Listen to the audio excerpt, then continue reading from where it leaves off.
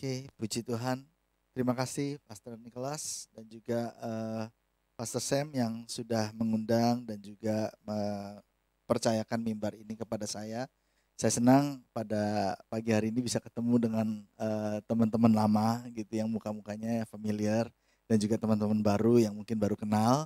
Dan saya juga menyambut jemaat yang ada di rumah masing-masing atau di tempat saudara pada pagi hari ini yang bergabung di dalam acara atau ibadah raya secara online dari Ecclesia Mission Center. Dan saya berdoa biar kiranya Tuhan memberkati kita semua. Sebelum kita mulai mendengarkan firman Tuhan, saya mau mengajak kita semua untuk berdoa sekali lagi. Bapa di surga, kami mengucap syukur untuk kebaikan dan anugerah Tuhan. Kalau kami ada di tempat ini boleh berkumpul bersama beribadah baik secara onsite maupun secara online. Hamba-Mu berdoa dimanapun umat-Mu berada, biar kiranya Engkau hadir dan Engkau berbicara kepada kami. Urapi kami, berikan kami telinga untuk mendengar, hati untuk mengerti, dan hidup kami diubahkan oleh Tuhan. Yang lemah dikuatkan, yang sakit disembuhkan, bahkan yang susah mendapatkan penghiburan pada hari ini. Terima kasih Tuhan, kami dedikasikan waktu ini seluruhnya ke dalam tangan-Mu. Di dalam nama Tuhan Yesus, kami mengucap syukur dan berdoa. Haleluya, amin. Saudara yang dikasihi Tuhan, tadi sudah disampaikan oleh Pastor Nicholas bahwa kami di sini di Australia tiba pada bulan November. Mungkin ada yang tanya, waduh ajaib juga ya dalam masa pandemi kok bisa datang gitu ya. Kebetulan karena memang saya dan istri dan keluarga kami adalah permanent resident dan bulan November yang lalu PR kita mau habis gitu. Dan yang kedua adalah karena anak saya yang besar, yang sulung, saya datang bersama dengan anak-anak saya, tolong bangkit berdiri. Ini yang besar, yang pertama, yang kedua ya, yang pertama Abigail, yang kedua Ashley, ini istri saya. Dan yang besar dia sebetulnya sekolahnya di Amerika. Tapi karena kemarin itu pandemik dan kondisinya tidak memungkinkan karena dia harus berangkat ke New York. Sebetulnya dia universitasnya di New York. Jadi akhirnya they work out something bersama dengan student advisor-nya dan dikatakan untuk dikirim ke Australia. Dan di Sydney ternyata ada kampusnya NYU, New York University gitu. Saya juga baru tahu, mungkin saudara juga baru, oh ya ada ya kampusnya. Saya juga kaget saudara. Ternyata kampusnya ada, itu di The Rocks. Ya walaupun bangunannya kecil gitu. Jadi pada waktu itu they work out a plan gitu. Ya udah kamu ke Sydney aja, kamu bisa studi di sana sampai semuanya cool down gitu ya. Karena kebetulan waktu itu Donald Trump bikin peraturan bahwa overseas students yang doing online studies di Amerika mereka harus keluar gitu dari Amerika. Sehingga akhirnya ketika kita workout gimana caranya, apa yang harus dilakukan. Dan ternyata Abigail anak saya yang besar itu boleh berangkat ke Australia. Dia akhirnya study di sini. Dia sudah di sini dari bulan Agustus saudara sendirian. Jadi bulan November itu selain kita datang ke sini untuk perpanjang visa, kita juga datang untuk nemenin dia di sini selama beberapa ya minggu lah atau bulan gitu. Karena dia sekolah di Australia secara onsite dan online. Online-nya ngikutin jamnya Amerika. Jadi jam 11 malam, jam 12 malam, jam 2 pagi gitu ya, jam 3 pagi dia masih ngikutin Zoom gitu saudara ya. Jadi karena dia itu mengalami hal itu, saya merasa bahwa ya berat juga ya bagi seorang anak yang masih muda kalau nggak ada orang tua yang support gitu. Jadi kita ada di sini. Nah saudara, pengalaman kita di karantina itu unik. Karena 14 hari kita di karantina di Perth ya, kita bukan di karantina di Sydney, kita masuknya lewat Perth dan kita masuk juga mujizat karena kita dapat tiket 4 hari sebelum kita berangkat, kita baru dapat konfirmasi tiketnya ada gitu. 14 hari kami di karantina di sana saudara ya, itu pengalaman yang tidak mungkin kita lupakan ya. Kita foto, rencananya saya mau ngevlog tadinya ya, setiap hari kita mau ngevlog, kasih tahu hari ini apa yang terjadi. Tetapi karena di karantina semuanya harinya terjadinya sama semua saudara, nggak ada yang istimewa. Akhirnya saya batalkan niat saya untuk ngevlog saudara. Dan satu-satunya harapan kita ya, karena kita nggak boleh keluar gitu ya. Kita kalau kita dikasih makan pagi, siang dan malam, makanan itu ditaruh di luar gitu, dan dia akan ketuk pintu kita, pintu kamar. Kalau sudah diketuk ya kita buka, kita ambil makanannya. Kita nggak boleh keluar di koridor, jalan-jalan, turun ke lobi, ke kolam renang, nggak boleh saudara. Kita hanya boleh di dalam kamar gitu. Kalau diantar makanan, diantar misalnya necessities gitu ya, ditaruh di depan gitu. Diketok, pintunya kita buka, kita ambil. Kita bahkan nggak boleh banyak ngobrol sama orang yang ada di luar sana atau berinteraksi sama mereka. Mereka mundur gitu ya. Kalau kita datang terlalu dekat, mereka mundur. Jadi kita ambil. Jadi selama 14 hari harapan kami hanya ketika makan pagi, makan siang, dan makan malam. Karena makan pagi, siang, dan malam itu kita duduk bertiga, kita duduk di pinggir jendela. Kebetulan kamar kita di lantai 14. Jendela itu adalah harapan kami, saudara. Karena dari jendela lantai 14 kami bisa lihat orang-orang yang jalan di depan, mobil yang lewat ya. Dan setiap kali kami duduk di situ, saya selalu dalam hati berkata, satu hari nanti saya akan jalan di situ. Satu hari nanti. Dan puji Tuhan 14 hari lewat dan Tuhan izinkan semuanya berjalan dengan baik saudara. Dan sekarang kami di Sydney. Kami masih ada waktu 2 minggu di Sydney sebelum kami balik. Rencananya 2 minggu lagi kita akan balik ke Indonesia. Saudara, saya dari pertama saya keluar dari karantina. Saya pelayanan di gereja di Perth. Saya tuh bersyukur saudara. Karena kita bisa ngumpul seperti ini. Saudara, di Indonesia kita sulit untuk ngumpul seperti ini. Oh, ada gereja yang sudah buka, ada gereja yang sudah beribadah. Tapi tetap penularan itu terjadi, saudara. Oh, bukannya mereka nggak pakai masker, bukannya nggak jaga jarak begini. Tetap jaga jarak. Bahkan sebelum masuk mereka harus cuci tangan. Kita di sini nggak harus cuci tangan, saudara. Cuma disediain sanitizer gitu. Itu ada yang pakai, ada yang enggak gitu. Di Indonesia sudah lakukan berbagai macam cara, saudara. Tapi tetap penularan itu tetap terjadi. Dan itu sebabnya sampai hari ini gereja kami di Kota Bandar Lampung masih melakukan ibadah secara online. Karena yang dikhawatirkan adalah OTG sebetulnya atau asymptomatic. Karena mereka bisa masuk, mereka bisa ikut ibadah, mau diukur secara apapun, mau dilihat apakah batuk, apakah dia pilek, nggak ada tanda-tandanya. Tapi dia bisa menularkan orang, gitu. Nah, belakangan di Indonesia juga keluar peraturan yang sedikit aneh, saudara. Ya, dikatakan di dalam peraturan itu baru keluar Januari kemarin. Dikatakan di sana bahwa kalau orang sudah kena positif COVID di PCR, ya PCR tuh di sini swab namanya. Kalau di swab PCR itu ternyata dia positif, tapi secara fisik dia nggak menimbulkan tanda-tanda sakit, batuk, pilek, demam, ya, maka dia diminta untuk isolasi di rumah, ya, karantin di rumah.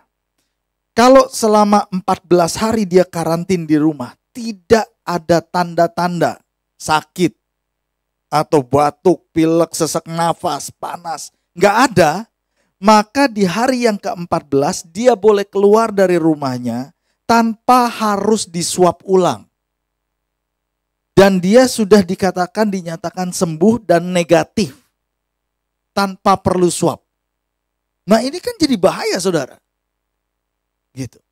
Dikatakan 14 hari kalau dia nggak ada tanda-tanda apapun, berarti tubuhnya kuat, virusnya udah nggak bisa aktif lagi nularin orang.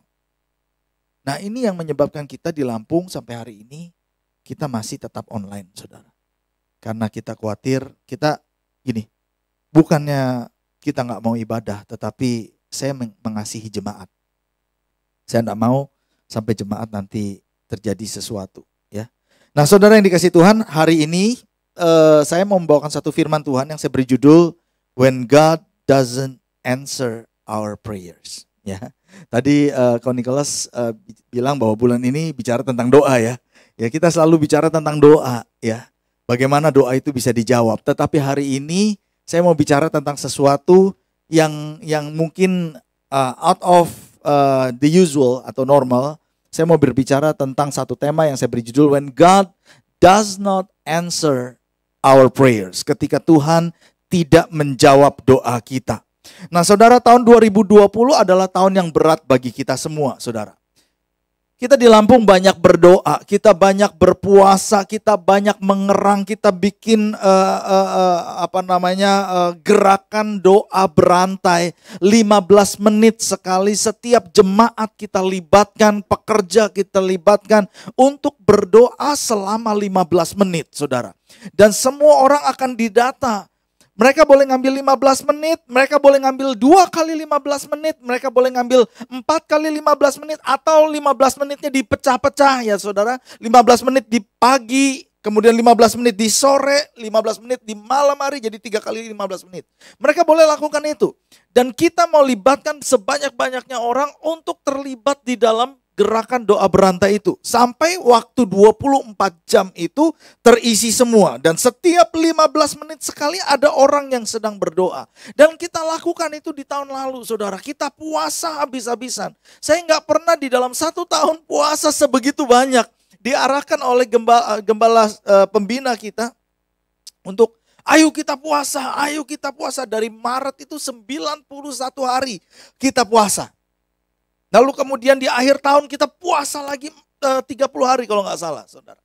Dan kita terus lakukan itu. Kita sudah berdoa, kita sudah berpuasa, kita sudah doa berantai. Dan dengan iman percaya kita mengimani bahwa Tuhan pasti akan menolong, melakukan mujizat dan memberkati umatnya.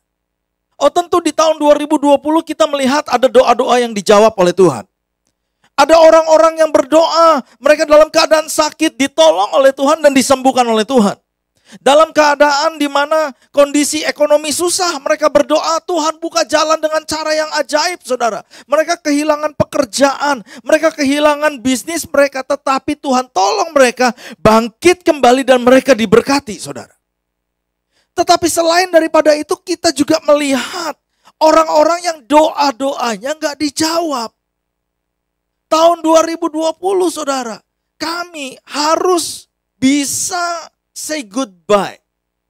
Berpisah dengan orang-orang yang kami kasihi. Dengan keluarga-keluarga. Dengan teman-teman yang kami kasihi. Saudara, di tahun 2020 ada banyak pekerja-pekerja gereja kami. Yang mereka sebetulnya sakitnya bukan COVID. Tapi karena rumah sakit itu semua fokusnya ke COVID, dan juga orang yang kena COVID banyak, sehingga rumah sakit takut kalau ada orang yang sakit datang tanpa dicek dulu. Jadi ada banyak pekerja dan jemaat kami yang sebetulnya sakitnya mereka darah tinggi. Ada yang kena hipertensi saudara, ya tiba-tiba kolaps karena pembuluh darahnya pecah. Tapi karena nggak bisa dibawa ke rumah sakit, cari tempat ICU, HCU, semuanya penuh. Semuanya nanganin COVID. Akhirnya nggak bisa terurus, meninggal. Ada yang jantung, dia kena serangan jantung, dibawa, nggak bisa masuk ke rumah sakit. Akhirnya meninggal. Dan itu banyak saudara, banyak di tahun 2020.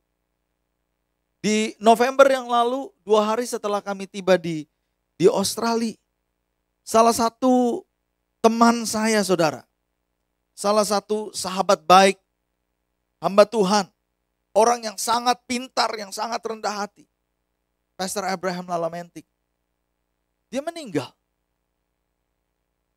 Saya sampai kaget, bukan karena COVID, mendadak dipanggil Tuhan. 2 bulan sebelumnya ketemu saya di Lampung, karena waktu itu kita sudah mulai coba ibadah seperti ini dan dia yang khotbah, saudara. Kita baru bilang, nanti tahun 2021 ya kita atur lagi pelayanan untuk bisa kita pergi ke Vietnam untuk pelayanan bareng. Karena tahun 2020 rencana kita untuk pelayanan di sana nggak bisa. Tapi nyatanya dia dipanggil Tuhan. 25 Desember yang lalu. 25 Desember saudara. Kami pagi-pagi di Indonesia ya, atau siang hari di sini. Saya harus memakamkan salah seorang pendoa syafaat kami. Umurnya masih muda, umur 35 tahun, pendoa syafaat. Baru nikah 2 tahun dan belum punya anak. Sakit COVID selama 1 minggu, kita calling-callingan dengan dia, video call, kita doain. Kondisinya up and down. Nanti sesak napas, begitu didoain, kita percaya bersama-sama, lega saudara. besokannya mukanya fresh lagi.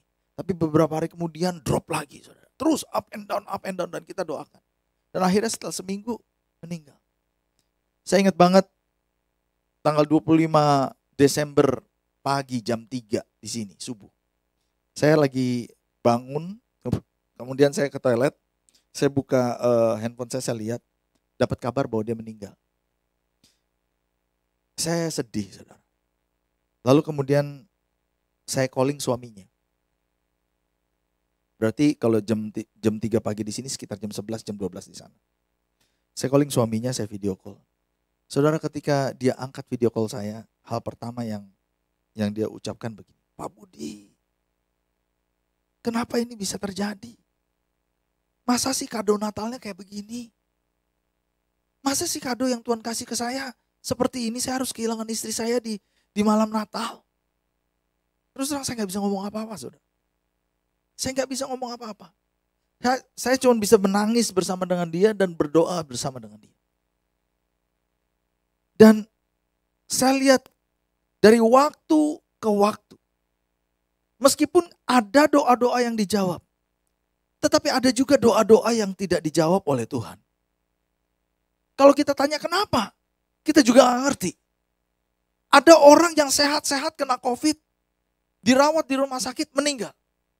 Tapi ada orang yang udah sakit-sakitan, saudara.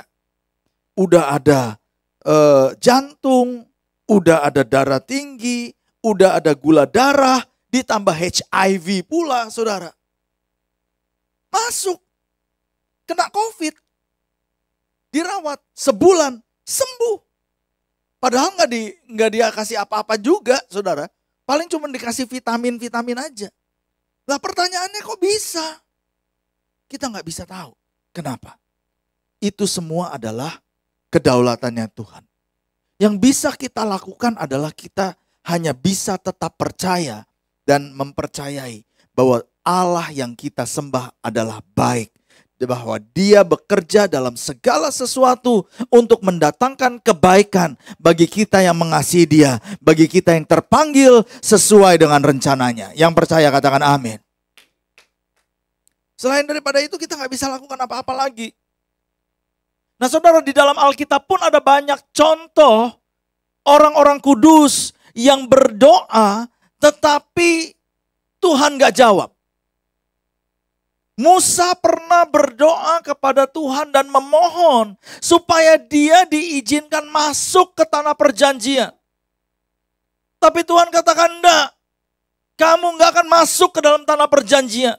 Engkau hanya akan melihatnya dari jauh, tanah yang kujanjikan kepada umatku.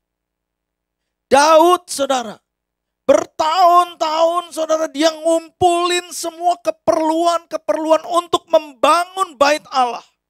Karena kerinduan utamanya adalah untuk membangun bait Allah. Setiap tahun dia kumpulin barang-barang terbaik.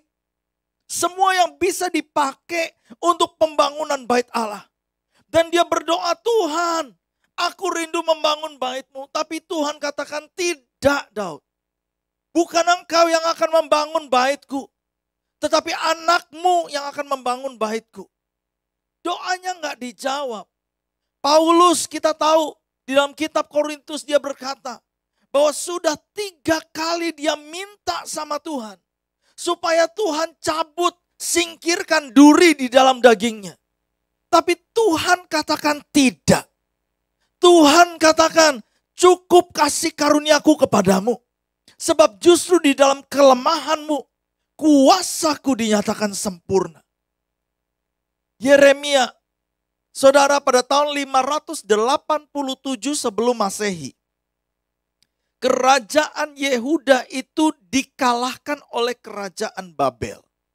Kota Yerusalem jatuh dan dihancurkan oleh Raja Nebukadnezar. Nah pada waktu itu orang-orang Yerusalem diangkut saudara ke pembuangan oleh Raja Nebukadnezar.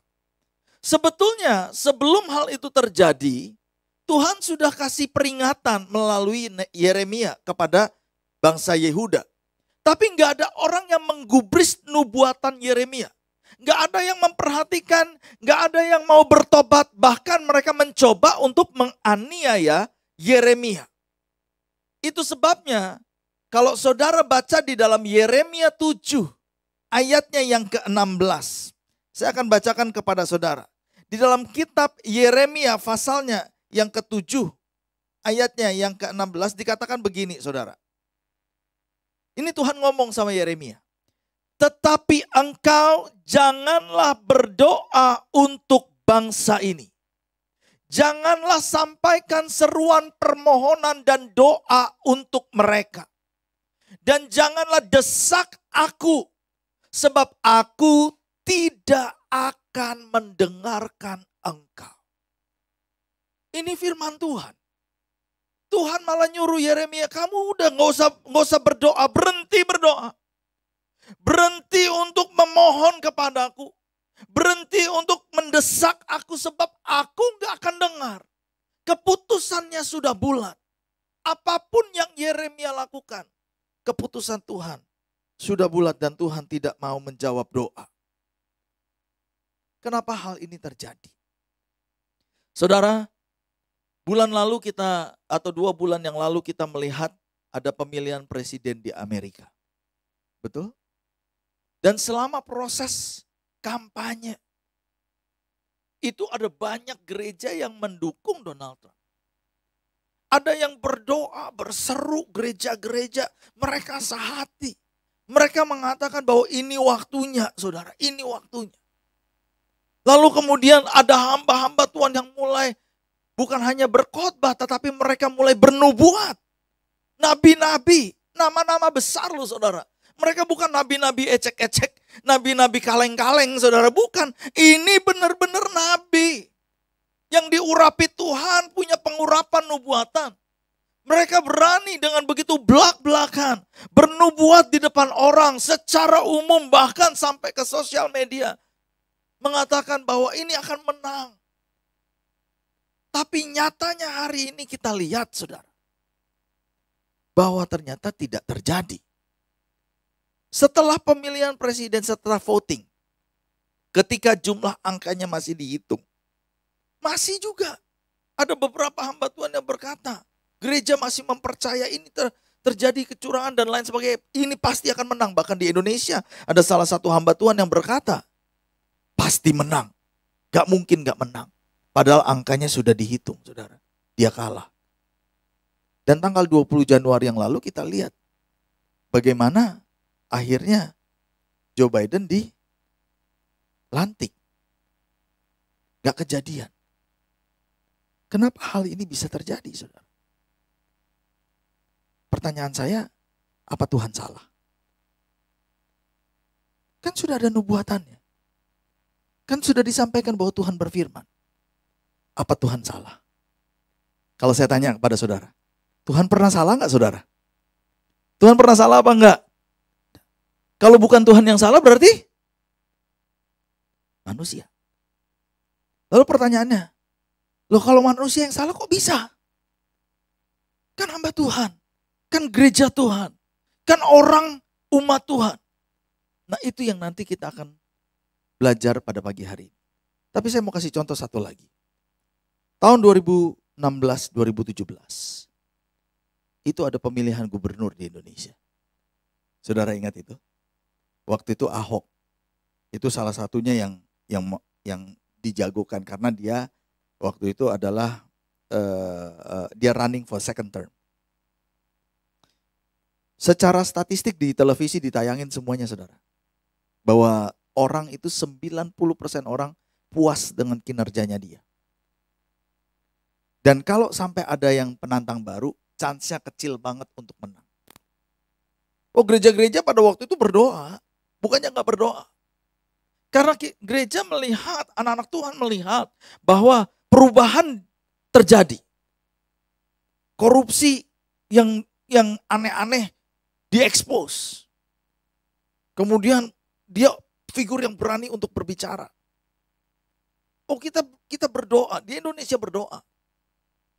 Tapi kemudian kita juga tahu bahwa ada kesalahan yang dia lakukan dan itu diekspos juga oleh oposisi. Oh saat itu kita bergumul. Kita bergumul. Kita mempercayai bahwa kebenaran akan dinyatakan. Kita berdoa, kita berpuasa, tapi Tapi kita tahu apa yang terjadi. Nggak menang kan saudara? Dan tetap masuk ke dalam penjara kan? Oposisinya yang menang. Lalu kemudian kita berkata, Tuhan kenapa begitu? Dan selama 3 tahun dari 2017, perubahan banyak terjadi. Radikalisme terjadi.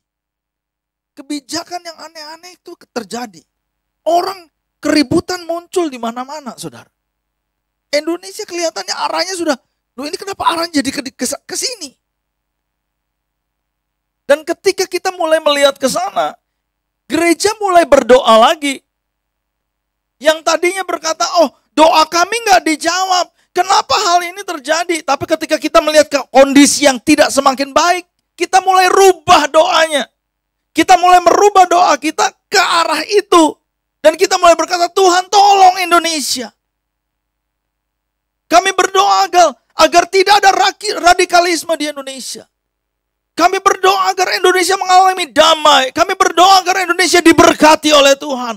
Dan fokus kita sudah mulai berubah. Kita bukan mendoakan seorang pribadi lagi. Fokus kita bukan mendoakan dan mempercayai kepada seorang pemimpin. Tetapi fokus kita udah kepada bangsa. Mempercayakan bangsa itu bukan kepada satu orang. Tetapi mempercayakan bangsa itu kepada Tuhan. Dan saya enggak tahu saudara terkejut apa enggak mendengar berita yang baru-baru ini terjadi bulan lalu. Bagi saya itu berita yang besar. Bagaimana dobrakan demi dobrakan itu terjadi. FPI dinyatakan ilegal. MRS ditangkap. Yang tadinya mendadak pulang seperti pahlawan. Airport sampai di blokir saudara. Kan melihat itu kan kacau. Tapi di tengah-tengah kekacauan itu Tuhan tetap bekerja. Dia bisa ditangkap.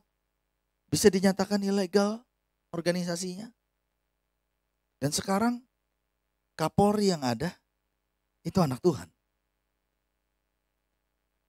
Jadi saya mau katakan begini.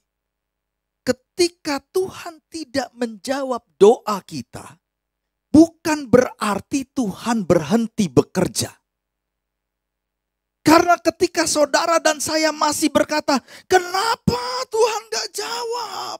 Kenapa seandainya Tuhan jawab kan gak terjadi hal yang seperti ini. Sementara kita masih bergelut dan kita kecewa dengan hasilnya. Menyayangi hasilnya, Tuhan tetap bekerja terus. Mempersiapkan sesuatu yang lebih baik.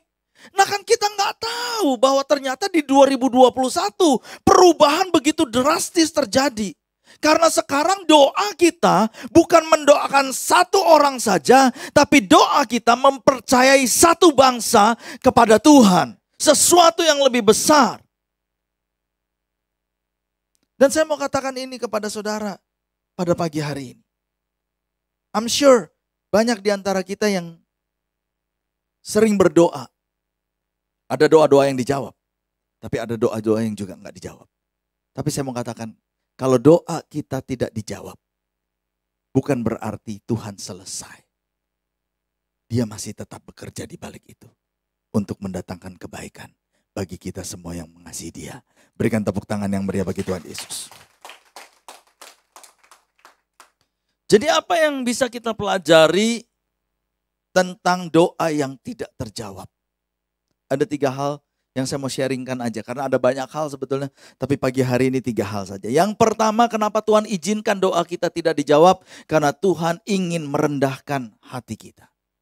He wants to humble us. Terlalu sering kita terlalu pede gitu saudara. Kita terlalu confident dengan apa yang kita pikirkan dan yang kita rasakan. Kita cenderung untuk bikin skenario kita ke depan. Kalau Tuhan mengerjakan sesuatu aja kita sering kali kan mereka-reka. Oh ini kayaknya rencana Tuhan begini nih. Kayaknya nanti bagusnya begini. Oh ternyata begini nih, bagusnya begini. Kita mulai mereka-reka.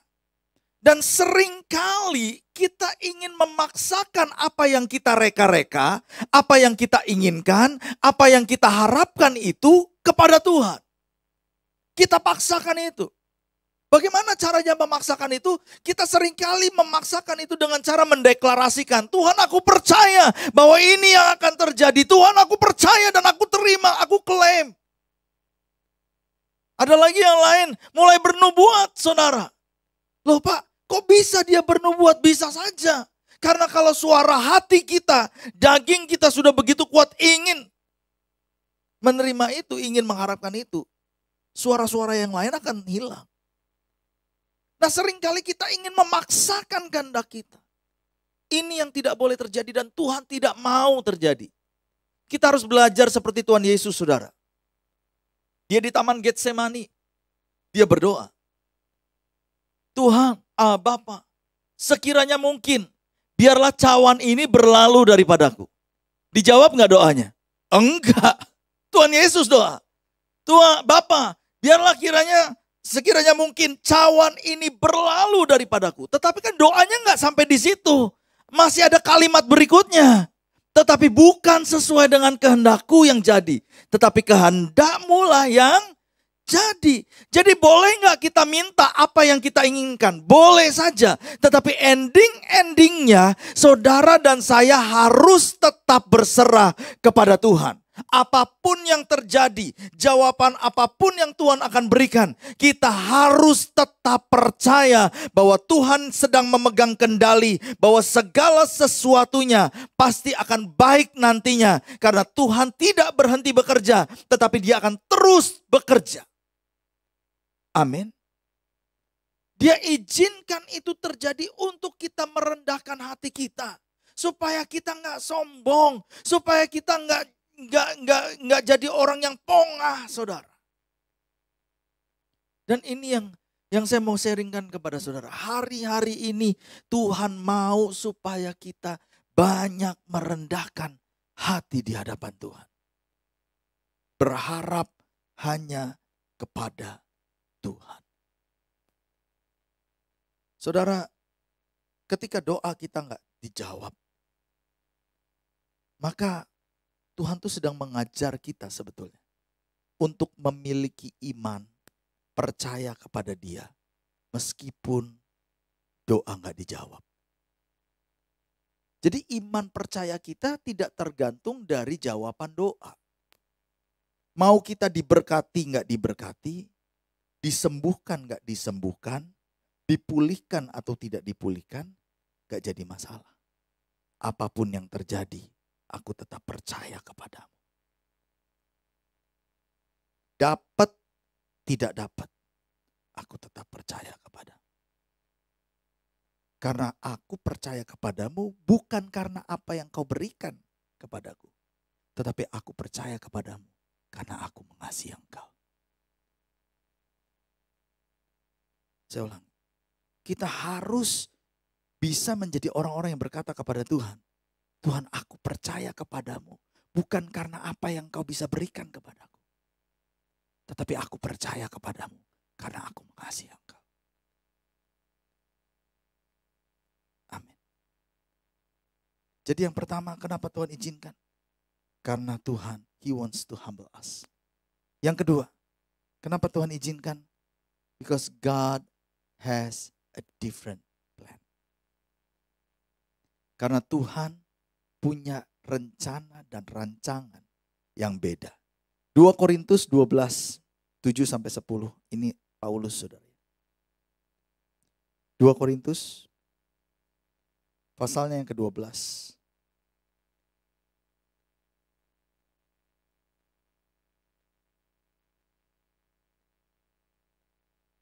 Ayat yang ke-7 sampai dengan ayat yang ke-10. Paulus mengatakan begini, dan supaya aku jangan meninggikan diri karena pernyataan-pernyataan yang luar biasa itu, maka aku diberi suatu duri di dalam dagingku, yaitu seorang utusan iblis untuk mengocoh aku supaya aku jangan meninggikan diri. Ini yang tadi saya katakan. Kenapa Tuhan izinkan? Supaya kita merendahkan diri. Yang ke-8, Tentang hal itu aku sudah 3 kali berseru kepada Tuhan supaya utusan iblis itu mundur daripadaku. Tetapi jawab Tuhan kepadaku, cukuplah kasih karuniaku bagimu, sebab justru dalam kelemahanlah kuasaku menjadi sempurna. Sebab itu terlebih suka aku bermegah atas kelemahanku, supaya kuasa Kristus turun menaungi aku. Karena itu aku senang dan rela di dalam kelemahan, di dalam siksaan, di dalam kesukaran, di dalam penganiayaan, di dalam kesesakan oleh karena Kristus. Sebab jika aku lemah, maka aku kuat. Saudara yang dikasihi Tuhan, di dalam hidup Rasul Paulus dikatakan ada duri dalam daging. Nah, ada beberapa pendapat dari ahli-ahli teologi yang mengatakan bahwa duri dalam daging itu bisa saja bentuknya penyakit. Yang waktu itu mungkin diderita oleh Rasul Paulus. Tapi ada juga yang mengatakan bukan penyakit. Tetapi adalah kesukaran-kesukaran yang dia alami. Sebab Rasul Paulus setiap kali pergi ke satu kota untuk memberitakan firman Tuhan, selalu terjadi keributan di situ. Dan dia selalu mengalami penganiayaan. Dan mungkin saja yang dimaksud oleh Rasul Paulus sebagai duri dalam daging adalah keadaan itu. Di mana dia ketika dia pergi ke tempat, dari satu tempat ke tempat yang lain, selalu terjadi penganiayaan. Tapi apapun itu saudara, duri dalam dagingnya, yang jelas di dalam hidup Rasul Paulus ada sesuatu yang dia bergumul dan dia merasa gak nyaman dengan itu. Dan dia doa sungguh-sungguh kepada Tuhan. Nah, saudara, Paulus katakan sudah 3 kali dia doa kepada Tuhan supaya duri dalam daging atau dia sebut utusan iblis itu mundur dari dia. Tapi justru jawaban Tuhan sangat berbeda dengan apa yang Paulus inginkan. Karena Tuhan katakan tidak, cukup kasih karuniaku. Cukup supaya di dalam kelemahan Paulus justru kuasa Tuhan itu bisa dinyatakan. Nah, saudara, yang diminta Paulus ini bukan berkat kelimpahan loh saudara. Dia nggak doa Tuhan berkati aku supaya banyak duit. Supaya mengalami kelimpahan, enggak. Dia minta sesuatu untuk supaya dia bisa lebih efektif melayani Tuhan. Ada banyak orang yang sedang berdoa seperti itu. Tuhan, kami berdoa bagi Indonesia, kami berdoa bagi Australia, kami berdoa bagi Amerika supaya pintu penginjilan terbuka, supaya banyak jiwa-jiwa yang bisa dimenangkan. Ada banyak yang kita minta kepada Tuhan bukan sesuatu yang egois. Tapi kita minta sesuatu supaya Injil kerajaan surga itu bisa nyampe. Tapi nyatanya Tuhan jawab dengan cara yang berbeda. Tuhan seringkali menjawab dengan cara yang berbeda. Tuhan gak jawab doa kita supaya pintu itu terbuka. Supaya duri dalam daging itu dicabut. Tetapi justru Tuhan izinkan pintu tertutup. Duri dalam daging tambah gede. Tambah menyakitkan. Tambah menyusahkan. COVID terjadi di mana-mana. Kondisi kelihatannya semakin kacau. Tetapi saya mau katakan begini, di tengah-tengah kekacauan itu, justru akan ada banyak orang yang berseru-seru mencari Tuhan. Amin. Sekarang kalau orang sudah diranjang, saudara, napasnya sudah Senin Kemis, mau didoakan dalam nama Yesus pun mereka pasti akan siap. Om, tante, kita doain ya. Ya. Dalam nama Yesus ya, percaya ya. Ya. Terima Yesus ya. Ya. Ini justru saatnya. Ini justru waktunya. Om, tante, kita doain ya supaya bisnisnya dipulihkan Tuhan. Supaya utang-utangnya bisa dibayar. Ya. Makasih ya udah doain ya. Justru ini waktunya, saudara. This is the time. Tuhan punya rencana yang berbeda dengan cara yang berbeda. Tapi satu hal yang saya mau katakan sekali lagi. Tuhan belum berhenti bekerja. Dan kalau pada pagi hari ini Di dalam hidup saudara dan saya Tuhan izinkan ada duri-duri di dalam. Saudara mungkin sudah doa untuk itu.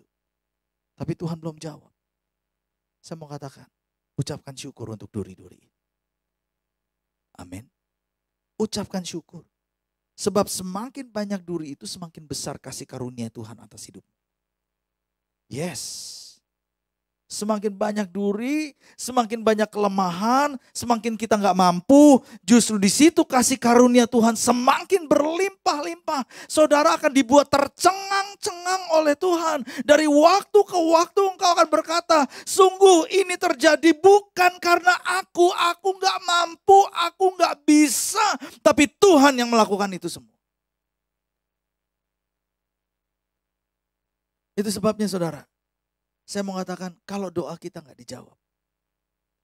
Itu karena Tuhan punya rencana yang lebih baik daripada kita. Saya akan tutup dengan ayat, dengan poin yang terakhir.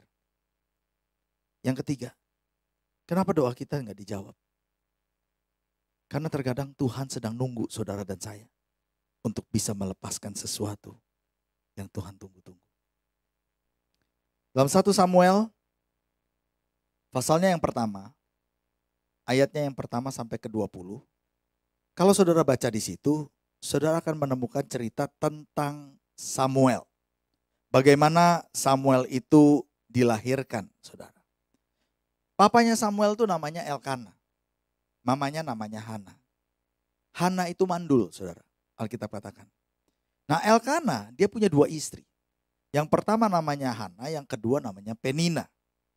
Dan Elkana ini orang yang benar-benar takut akan Tuhan. Karena setiap tahun dia selalu bawa istrinya dan anak-anaknya untuk beribadah kepada Tuhan di Silo. Ya, pada waktu itu tabut Allah dan kemah Tuhan itu adanya di Silo.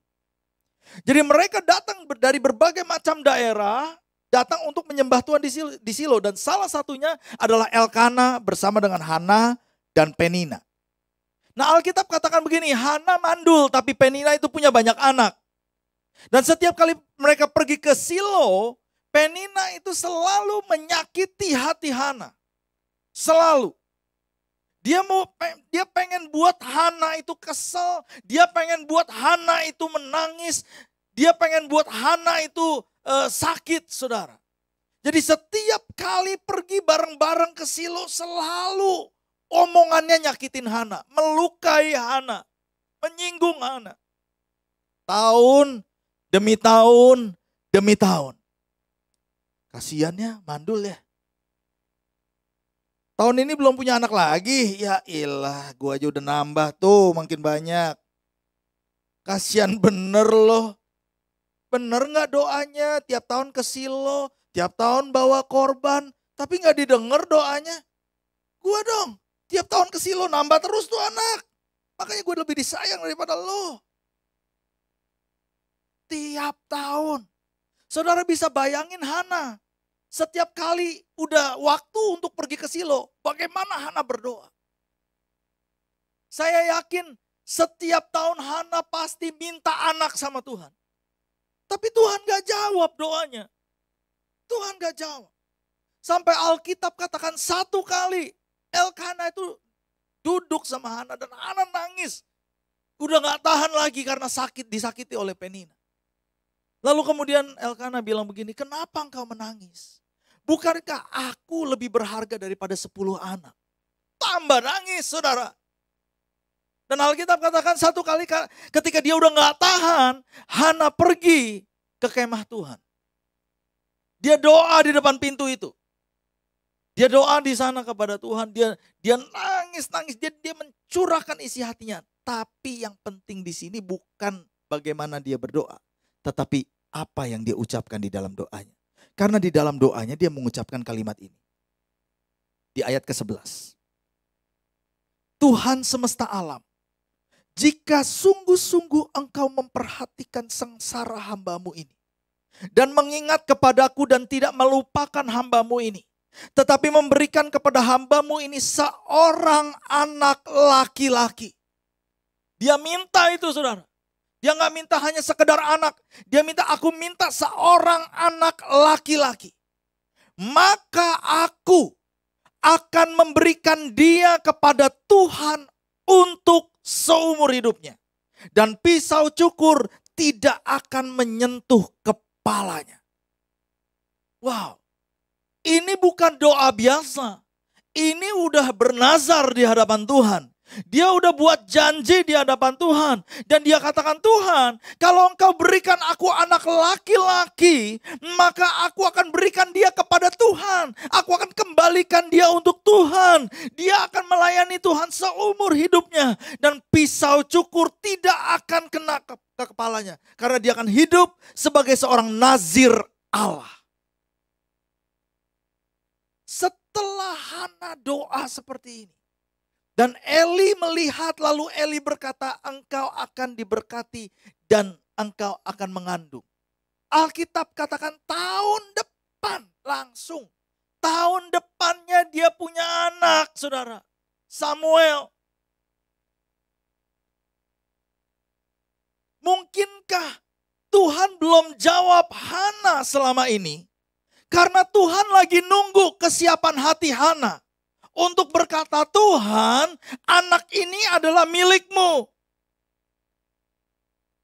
Mungkinkah Tuhan lagi nunggu kapan Hana engkau siap untuk melepaskan dia? Sebab ternyata anak yang dilahirkan oleh Hana ini anak yang spesial. Dia bertumbuh menjadi bukan hanya seorang hakim bagi Israel, tapi dia bertumbuh untuk menjadi seorang nabi. Dan nabi ini bukan sembarang nabi, karena dari kehidupan Samuel lahir dua raja besar, yaitu Raja Saul dan Raja Daud. Samuel menjadi nabi yang menjembatani satu periode transisi. Periode dari masa hakim-hakim kepada masa raja-raja. Dan itu tidak mudah. Dan Samuel yang dipercaya dan ditunjuk oleh Tuhan untuk melakukan itu dalam masa transisi. Kalau Hana nggak siap untuk ngasih Samuel sama Tuhan, maka rencana Tuhan nggak bisa jadi. Pertanyaan saya, kenapa di dalam hidup kita ada doa-doa yang gak dijawab sama Tuhan? Mungkinkah Tuhan sedang nunggu saudara dan saya untuk siap melepaskan apa yang Tuhan minta selama ini dalam hidup? I don't know. Saya nggak tahu apa itu, saudara. Tapi hari ini saya perlu sampaikan ini. Sebetulnya saya nggak tahu bahwa temanya itu tentang doa. Tapi waktu saya berdoa, saya renungkan Tuhan apa yang saya harus sampaikan. Saya harus sampaikan ini kepada saudara. Saya berdoa agar firman ini berbicara kepada kita semua. Saya mau katakan sekali lagi. Kalau Tuhan gak jawab doa kita, bukan artinya Tuhan selesai sama kita. Dia masih terus bekerja untuk mendatangkan kebaikan. Meskipun kita gak lihat, meskipun kita gak tahu. Tapi kenapa Tuhan izinkan itu? Tuhan izinkan itu supaya kita merendahkan hati kita di hadapan Tuhan. Yang kedua, supaya kita mengerti rencana Dia yang berbeda dengan rencana kita. Ada sesuatu hal yang berbeda. Dan yang ketiga adalah supaya Dia bisa, Dia sedang menunggu kita siap atau enggak untuk melepasin apa yang kita punya. Saya minta pemain keyboard untuk tolong saya di depan. Saudara, saya akan tutup dengan ini. Saudara, saya beserta dengan istri dipanggil Tuhan untuk menggembalakan di Lampung itu tahun 2009. Dan pada waktu itu saya masih di marketplace. Kami ada perusahaan yang kami kelola di Lampung.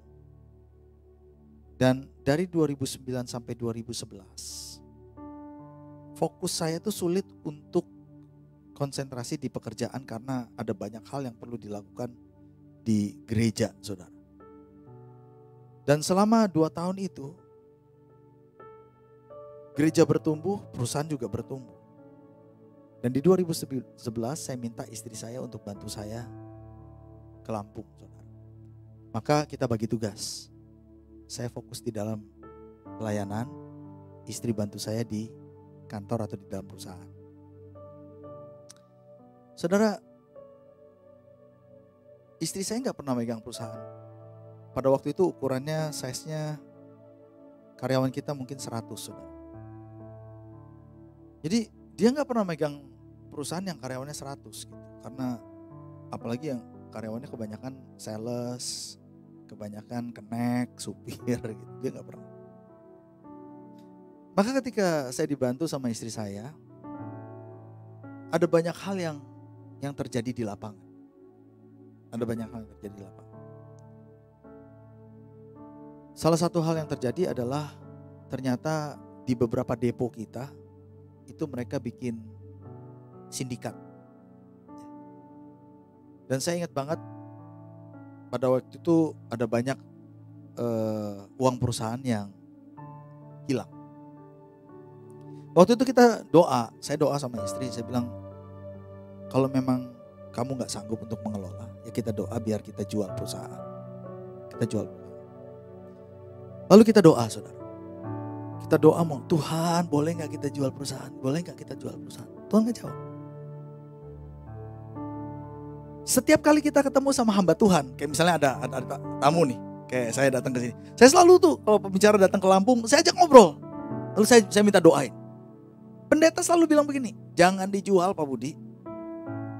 Ini Tuhan lagi kerja di marketplace. Jadi Tuhan nanti akan pakai tuh perusahaan untuk mengembangkan kerajaan surga. Kan kalimatnya klise. Saya dalam hati saya kalau tiap kali saya dengar itu, lu lagi baca bukunya ini aja kali yang lagi ini tentang marketplace. Makanya lu kasih nasihat gue kayak begitu. Bete saya dari 10 pendeta yang saya tanya, 10-10-nya ngomong begitu. Satu kali kita ada pertemuan di Jakarta, ya, pertemuan hamba-hamba Tuhan seperti ini. Saya lagi ngobrol sama teman saya, hamba Tuhan ke-11. Saya ngobrol sama dia, terus dia bilang gini, wah Bud, lu gak bisa, kamu gak bisa. Kamu harus segera pilih antara kamu mau di marketplace atau kamu mau melayani Tuhan sepenuh waktu. Karena ukuran gereja kamu udah gak kecil lagi. Pada waktu itu ukuran gereja kita sudah jemaat sekitar 2.000, saudara. Ukurannya udah gak kecil lagi. Dan gereja sanggup kok untuk mendukung biaya hidup kamu. Kalau saya dulu beda, dia bilang. Kalau saya masuk ke dalam pelayanan, gereja gak sanggup untuk support gitu. Tapi kalau sekarang kamu dikasih Tuhan seperti ini, kamu harus ambil keputusan. Perusahaan harus dilepaskan, lalu kemudian kamu, wah saya bilang ini yang gue nanti-nanti. Ini jawaban doa ini. Dari 11 pendeta, 10 bilang jangan jual, 1 bilang, oh ini Nabi Mika ini. Ini yang ngomong bener nih. Wah malam itu saya tidur nyenyak banget, saudara. Karena saya pikir, wah segala pergumulan saya di dalam perusahaan, ya segala urusan yang bikin ngejelimet, pusing, saya udah nggak mau, udah beres. Malam itu cuma doa, tinggal tanya begini, Tuhan, kita mau jual ke siapa? Jadi bukan nanya lagi, boleh jual apa enggak, jualnya ke siapa? Malam itu enak banget, kita tidur hari Jumat.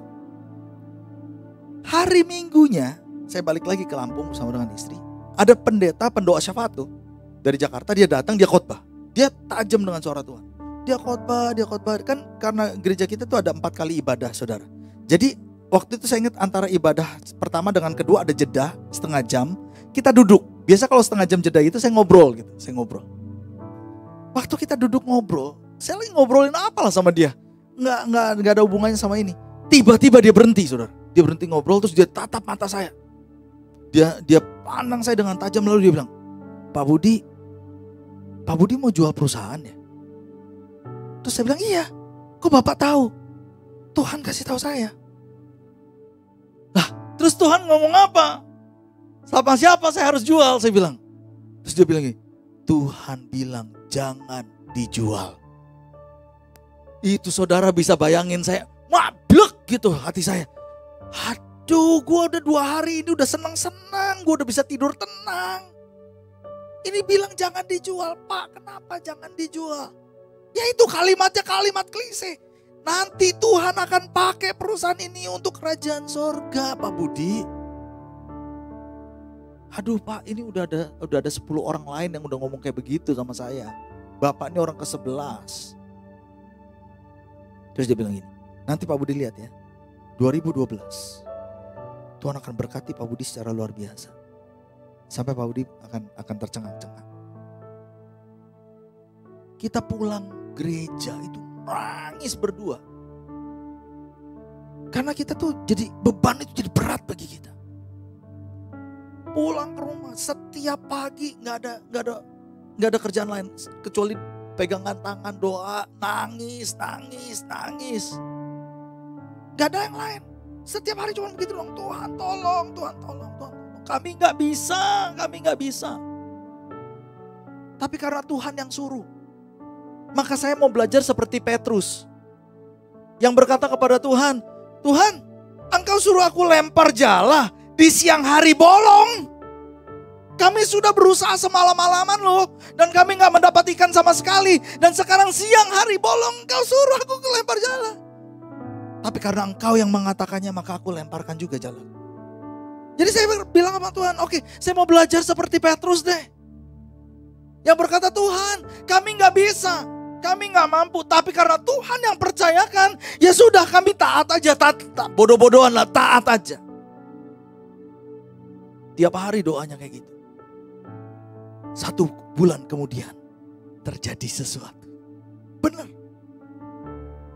Uang perusahaan 235 juta hilang, saudara. Ya, dicolong. 235 juta. Itu sampai tuh kan Tuhan.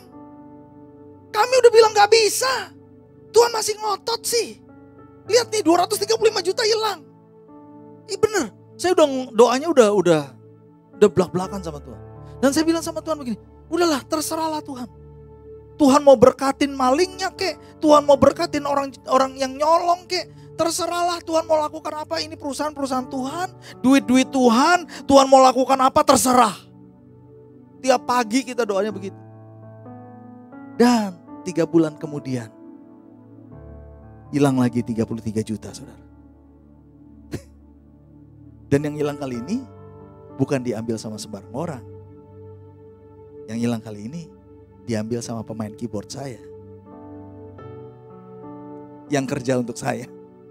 Oh bukan, not you, sorry. Aduh saudara. Sampai saya tuh, Tuhan ini yang ngambil ini jemaat loh Tuhan. Dan kita bilang, ya sudahlah Tuhan, terserah, kami gak bisa kelola perusahaan ini. Kita terlalu rumit. Terlalu ruwet. Kalau Tuhan mau berkatin, ya berkatin. Ini perusahaan Tuhan, duit Tuhan. Tuhan mau lakukan apa, terserah sama Tuhan. Saya ingat waktu itu kejadiannya yang terakhir tuh bulan Oktober atau November 2011. Itu 2012 saudara. Itu seperti Tuhan balikkan tangan seperti ini. Karena kita di distribusi, kita mendistribusikan air minum dalam kemasan. Kita dipaksa oleh prinsipal untuk buka depo. Beli tanah. Gak ada duit saudara. Tapi entah gimana di tahun 2012 itu saya punya keberanian. Cari tanah, beli. Cari tanah, beli. Cari gudang, beli. Itu kalau gak salah dalam 1 tahun itu kita beli 6 properti. Kita beli. Dan kalau ditanya duitnya ada gak? Ada. Duitnya ada gak? Ada. Duitnya ada. Dan sekarang titik-titik itu jadi depo-depo kita. Dengan berjalannya waktu, kalau saya lihat ke belakang, saya mulai mereka-reka. Dan saya mulai bertanya kepada diri saya sendiri. Mungkinkah waktu itu sebetulnya yang Tuhan inginkan? Hanya dengar dari mulut saya.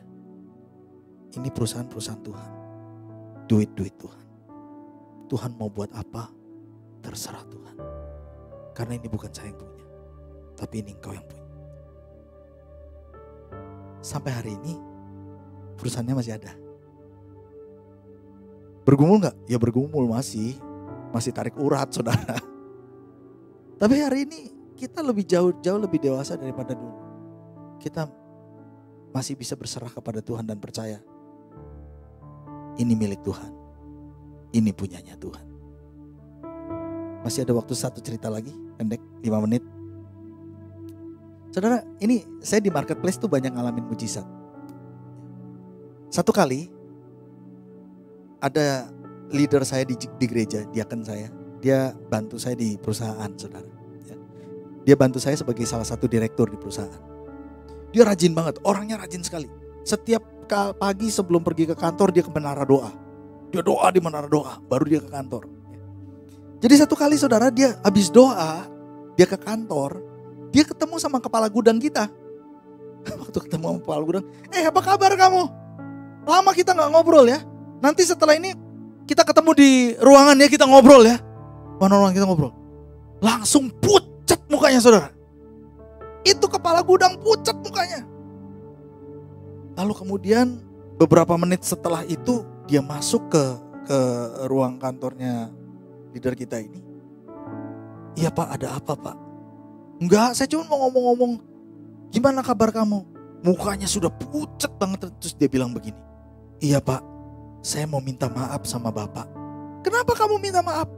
Karena saya udah pakai barang di gudang yang mungkin Bapak gak tahu dan itu sudah kami jual barangnya. Baru tahu saudara, kamu pakai barang, kamu jual barang. Dicek. Lalu kemudian diminta dia selesaikan pembayaran. Di hidup ini ada banyak hal-hal yang tersembunyi. Yang mungkin saudara dan saya gak akan bisa tahu. Tapi kalau saudara dan saya sungguh-sungguh di dalam Tuhan, sungguh-sungguh berdoa, hal-hal yang tersembunyi itu akan dibukakan oleh Tuhan. Hal-hal yang kita gak ngerti, yang kita gak tahu itu akan dibukakan oleh Tuhan. Kepandaian bukan segala-galanya. Yes, engkau perlu kepandaian untuk berhasil. Engkau perlu network dan koneksi untuk berhasil. Betul, tetapi bukan segala-galanya. Tanpa Tuhan itu gak mungkin. Kita perlu Tuhan. Kita perlu Tuhan. Jadi jangan pernah berkata begini, kami gak bisa, kami gak pinter, kami gak mampu. Tuhan yang akan memampukan. Tuhan yang akan membuat saudara mampu. Amin. Dan kalau sampai doa-doa kita gak dijawab, itu karena dia mau merendahkan kita. Itu karena dia punya rencana yang lebih baik. Dan itu karena dia sedang nunggu kita untuk berkata, Tuhan, aku berserah kepadamu. Pejamkan matamu, kita berdoa.